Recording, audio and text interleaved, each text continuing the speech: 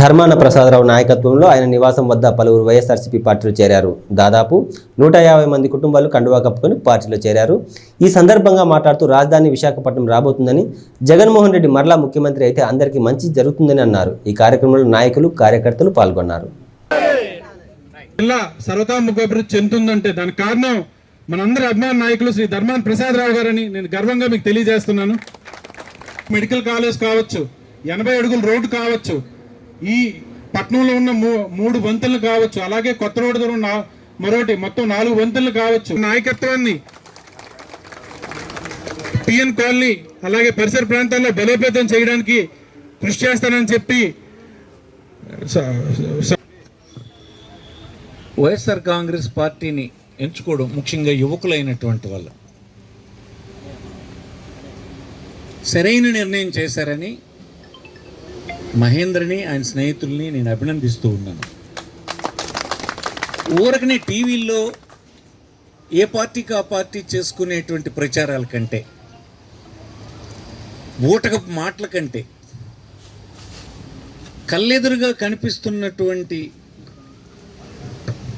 అభివృద్ధో, అమలు చేసే కార్యక్రమాలు, విధాన నిర్ణయాలు, సమాజంలో మార్పులు తెచ్చి ప్రజల తాలూకా స్థితిగతులు పెంచాలనేటువంటి ప్రయత్నం చేస్తున్నటువంటి పార్టీ ప్రభుత్వాల్ని నిలబెట్టాలి అనేటువంటి ఆలోచన యువకులు ముఖ్యంగా కలిగి ఉండాలి. ఎందుచేతనంటే ప్రజాస్వామ్య దేశాల్లో ప్రజల తాలూకా ప్రమాణాలు, జీవన ప్రమాణాలు, వాళ్ళ భవిష్యత్ అంతా పాలించేటువంటి రాజకీయ పార్టీల చేతుల్లోనే ఉంటుంది. ఎవరికో ఒకరికి ఇచ్చేసి అన్నీ బాగుపడాలంటే బాగుపడదు. మీరు ముఖ్యంగా యువకులు తెలుసుకోవాల్సింది ఆ ప్రభుత్వపు నిర్ణయాలతోటి మన తాలూకు జీవితాలు మెరుగుపడ్డమా, తరిగిపోవడమా, దివాలా తీయడం అన్నది ఉంటుంది.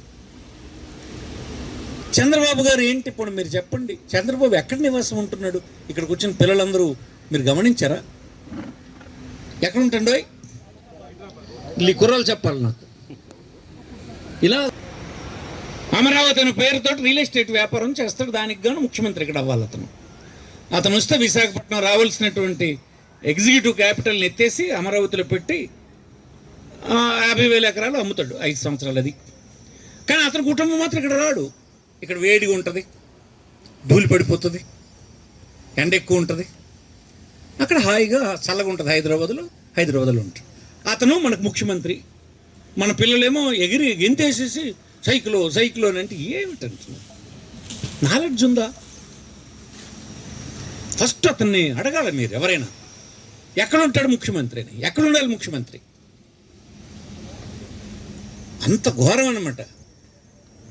అసలు తెలుగుదేశం తాలూగా నిర్ణయం ఏంటి నాయన చెప్పమను.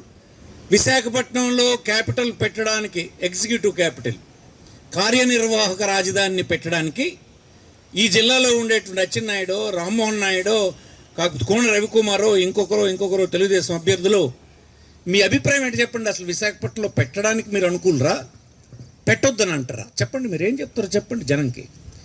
ఓటేమని అంటున్నారు కదా, ఓటేసే ముందు మీరు చెప్పండి, విశాఖపట్నంలో ఇది పెట్టడం మీరు అనుకూలమా, ఎత్తేస్తారా? ఇక్కడిది మన గవర్నమెంట్ వస్తే, మీ అందరూ సమర్థించినటువంటి వైఎస్ఆర్ కాంగ్రెస్ పార్టీ వస్తే మన విశాఖపట్నంలోనే క్యాపిటల్ని, రాజధానిని పెట్టించడం జరుగుతుందని ముఖ్యమంత్రి గారు చెప్పారు.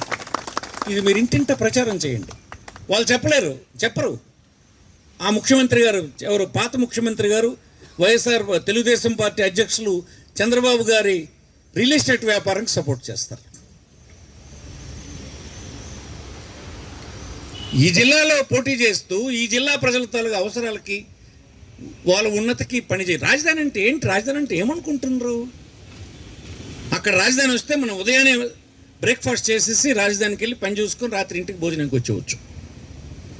మన తండ్రులు, తాతలు ఎక్కడికి వెళ్ళేవాళ్ళు తెలుసా? చెన్నై వెళ్ళేవాళ్ళు. ఆ రోజుల్లో 2.5 రోజులు 3 రోజులు ట్రైన్లో ఉండేవాళ్ళు మన తాతలు. 75 సంవత్సరాలు ఉన్నారు అక్కడ. మనం అయిపోయింది. 3 సంవత్సరాలు కర్నూలు వెళ్ళాం, తాతలు తండ్రులు వెళ్ళారు. ఆ తర్వాత హైదరాబాద్ మార్చారు.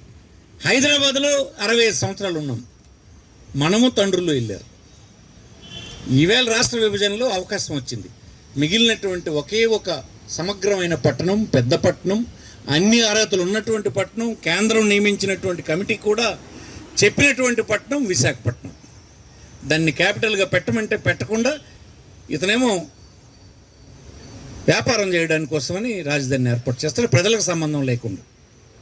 అతను మనకి కాబోతున్నటువంటి ముఖ్యమంత్రి అని అతను చెప్తాడు. ఎందుకు వేయాలి మనం? విశాఖపట్నం క్యాపిటల్ వస్తే దేశ విదేశాల నుంచి పెట్టుబడి అంతా ఇక్కడికి వస్తుంది. విశాఖపట్నం చుట్టూన జిల్లాల్లో పెట్టుబడి అంతా వస్తుంది. పరిశ్రమలు వస్తాయి, సంస్థలు వస్తాయి, ఐటీ వస్తుంది. మన పిల్లలందరూ ఉద్యోగులు ఇక్కడే చేస్తారు. ఎక్కడో ఇంటర్మీడియట్ చదువుకున్న పిల్లడు మన జిల్లా నుంచి వెళ్ళిపోతాడు పాపం. ఆ తల్లి తండ్రి ఆ పిల్లడు ఎదిగొస్తే మాకు కాలంగుని రోజున, కన్ను కనిపించని రోజున, చేతులు సాగని రోజున ఈ పిల్లడు మాకు ఆదుకుంటాడంటే ఏముంది ఇక్కడ? ఏముండదు కనుక ఇంటర్మీడియట్ అయిన తర్వాత చిన్న బ్యాగ్ తగిలించుకొని ఇలా కనిపించినటువంటి సుదూర ప్రాంతాలకు వెళ్ళిపోయి మురికి గట్ల మీద, చెరువు గట్ల మీద, దోమల మధ్యన, అనారోగ్యం మధ్యన చాలీ చాలని ఫుడ్తో కూలి చేసుకుంటూ బ్రతికినటువంటి పిల్లలే కదా మన జిల్లా వాళ్ళు. ఎన్నాళ్ళు ఈ బాధలు? ఎందుకు పడాలి ఈ బాధలు? ఎవరి నిర్వాహకం వల్ల పడుతున్నాయి ఈ బాధలు? ఈవేళకైనా మార్పు తెచ్చుకోవడానికి మనం ప్రయత్నం చేయకపోతే ఎలాగ? మార్పు రావాలంటే ఏం చేయాలి? ఓటు అనేటువంటి దానితో మార్పు తేగలం. నిన్న జగన్మోహన్ రెడ్డి ఓటు వేయడం వల్ల ఏం జరిగింది? ఉద్దానంలో మంచినీటి ప్రాజెక్ట్ వచ్చింది. కిడ్నీ వ్యాధులతో చనిపోతున్న వాళ్ళకి పరిష్కారం లభించింది. పలాసలో హాస్పిటల్ వచ్చింది, వైద్యం చేయించుకోవడానికి అవకాశం వచ్చింది. మూలపేటలో సీపోర్ట్ వచ్చింది. ప్రపంచంతో శ్రీకాకుళం మరొక 6 మాసాల్లో కనెక్ట్ అయిపోతుంది. 4,000 కోట్ల రూపాయలు పెట్టుబడి పెట్టి పని జరుగుతుంది. మనం శ్రీకాకుళంలో ఏమొచ్చినాయి చూడండి. 1900 బెడ్ల హాస్పిటల్ పూర్తయి రెడీ అయింది. రేపమాట కలెక్టరేట్ ఇనాగ్రేషన్కి సిద్ధంగా ఉంది. ఏమి చేయలేదని. ప్రతి ఊర స్కూల్ డెవలప్ అయింది, ప్రతి దగ్గర హై స్కూల్ డెవలప్ అయింది. అందులో ఉండేటువంటి ఫర్నిచర్ని, డిజిటల్ బోర్డుల్ని, టాయిలెట్లని, అవసరమైనటువంటి పిల్లలకు కంప్యూటర్ని, వారికి బట్టలు, భోజనం, పెంచినటువంటి తల్లికి భారం అవుతుందేమో, కూలికి పంపించేస్తుందేమో అని చెప్పి ఆమె అకౌంట్లో డబ్బు వేసి, ఎందుకోసం? ఆ పిల్లడు చదివితే, ప్రయోజకుడైతే ఆ కుటుంబం జీవన ప్రమాణాలు